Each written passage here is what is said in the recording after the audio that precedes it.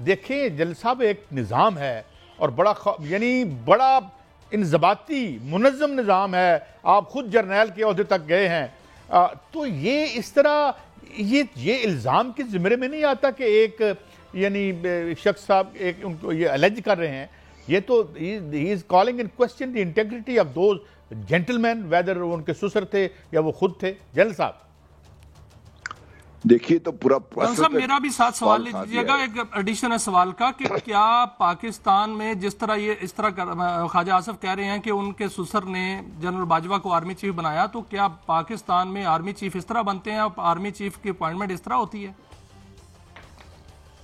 دیکھیے میں خود حیران ہوں کہ یہ وزیر دفاع پہلے بھی رہے ہیں اب بھی رہ رہے ہیں, لیکن بدقسمتی یہ ہے کہ یہ بات کرتے ہوئے اپنا ایک سیاسی نقطہ نظر بڑھانے کے لیے بہت بڑی بات کر جاتے ہیں اور بہت غلط بات کر جاتے ہیں. افواج پاکستان کے جو سلیکشن اور پروموشن کا سسٹم ہے وہ کسی ڈھکا چھپا ہے نہیں ہے. آپ کو باقاعدہ سوئی کے ناکے سے گزرنا پڑتا ہے کس ہر لیول کے لیے. یہ کہنا کہ بھئی ان کے سسر نے ان کو کیا بنا دیا, یہ تو امپاسبل تو میں نہیں کہوں گا, لیکن یہ پاسبلٹی میں نے دیکھی نہیں ہے اپنے 40 سالہ کیریئر میں. اور اس کا مطلب کہنے کا یہ ہوگا جو باقی جو لوگ بھی پروموٹ ہوئے ہیں وہ کسی اور وجہ سے پروموٹ ہوئے ہیں, خدا نخواستہ ایسی بات نہیں ہے. فوج پاکستان میں آپ جو بھی پروموشن ہیں, پرٹیکولرلی جو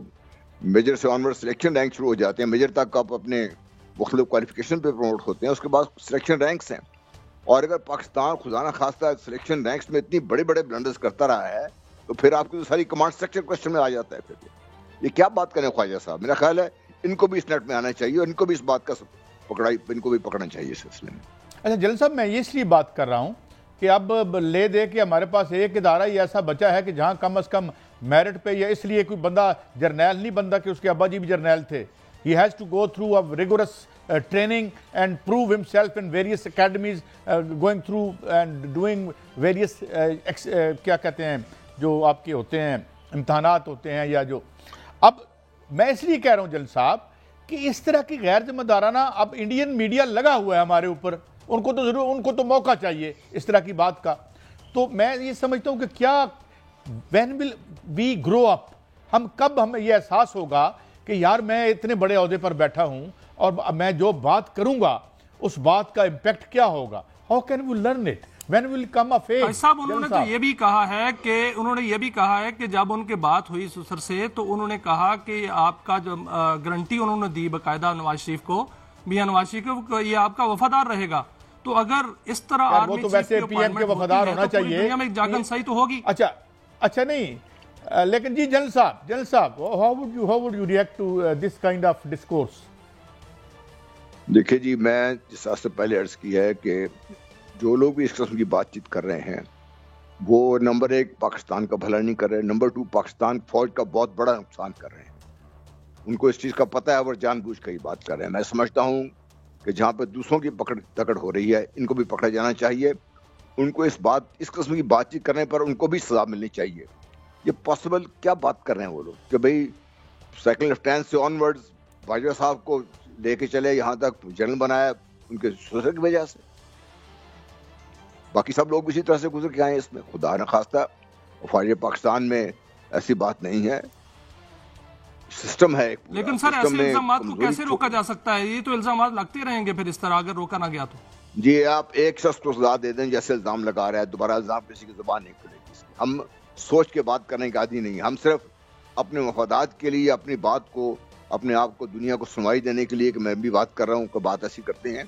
اب ایک شخص کو سزا دے دیں ایسے جس نے ایسی بات کی, غلط بات کی, الزام ثابت نہیں کر سکے گا, اس کو ایک شخص کو سزا دے دیں آپ, اس کے بعد مسئلہ ختم ہو جائے گا. But sir جل صاحب sometimes we see that some certain people get away with everything, لیکن یہ ہے unfortunate اور ممکن ہے جس طریقے سے تقدیر کا. اچھا جل صاحب میں آپ کو دکھا رہا ہوں کہ آج ہمارے آرمی چیف جو ہیں ویٹرن سے ملے ہیں, غالباً کیانی صاحب بھی وہاں موجود تھے, راحیل شریف صاحب کو میں نے دیکھا, لیکن باجوہ صاحب was conspicuous by his absence. ممکن ہے کوئی وہ ادھر ادھر ہوں. تو یہ بھی آج ایک ہم نے ڈیولپمنٹ دیکھی جس سے ہم لگتا ہے کہ آپ کیا سمجھتے ہیں کہ یہ میٹنگ ایک روٹین میٹنگ تھی, اور اس میں یہ بھی شاید بات سامنے آتی ہے کہ جو ویٹرنز ہیں وہ بھی ایک اچھے ایک ہی پیج پہ ہیں ہماری موجودہ قیادت کے ساتھ. جل صاحب دیکھیے یہ ایک ریگولر وہ ہے کہ ہر جو بڑا موقع ہے قومی سطح کا، خاص طور پہ جن کا تعلق خارج پاکستان سے ہو، جیسا 6 سپٹمبر ہے، 14 اگست ہے، اس قسم کے جو موقع ہوتے ہیں تو چیف آرمی اسٹاف اپنے وقت کے چیف آرمی اسٹاف جو ہیں وہ ویٹرنس کو بلاتے رہتے ہیں تاکہ ویٹرنس کم از کم ساتھ ایک لنک رہیں، ان سے بات چیت ہو جاتی ہے، فیڈ بیک مل جاتا ہے، اور جو عام چھوٹی موٹی شکایتیں ہوتی ہیں ویٹرنس کو وہ بھی سامنے آ جاتی ہیں. تو یہ ایک ریگولر فیچر ہے، اور اس میں بڑی خوشائند ہے جس آپ نے بات کی کہ 2 ایکس آرمی چیف بھی موجود تھے. اس کا مطلب یہ ہے کہ ٹوٹل کانفیڈنس ہے ہماری لیڈرشپ پہ، آرمی لیڈرشپ پہ. لیکن سر خبر یہ بھی ہے کہ باجوہ صاحب اس میں اس لیے نہیں تھے کہ ان کی جو ایکٹیویٹیز ہیں وہ محدود کر دی گئی ہیں، سیکیورٹی بڑھا دی گئی ہے، اور ان کو ملنے میں نہیں دیا جا رہا کہ زیادہ عام ان کی ملاقاتوں پر بھی پابندی ہے. کیا ایسا ہے کوئی کہ باجوہ صاحب جو ہیں ان کو محدود کر دیا گیا؟ جی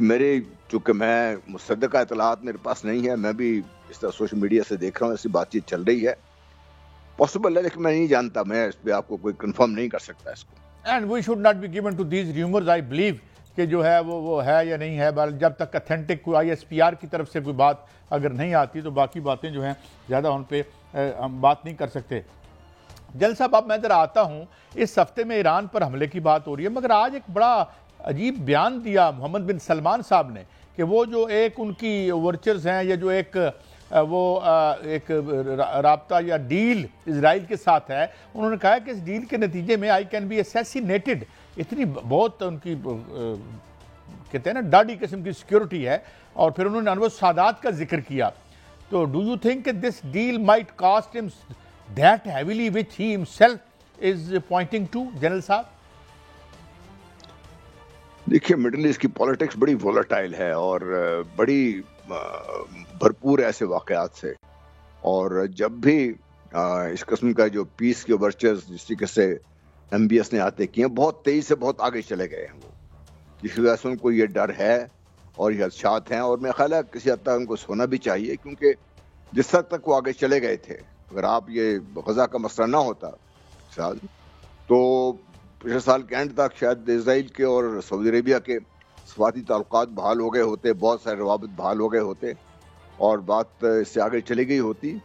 لیکن غزہ کے بعد سے اب دیکھیے کہ کافی سارے اس قسم کی باتیں ہو رہی ہیں، اور یہ چونکہ میں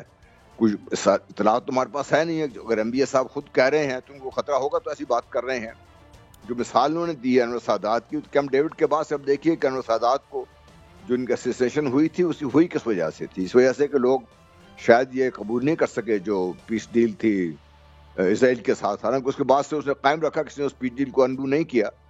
لیکن انور سادات کو اس سے اپنی جان سے ہاتھ دھونے پڑے.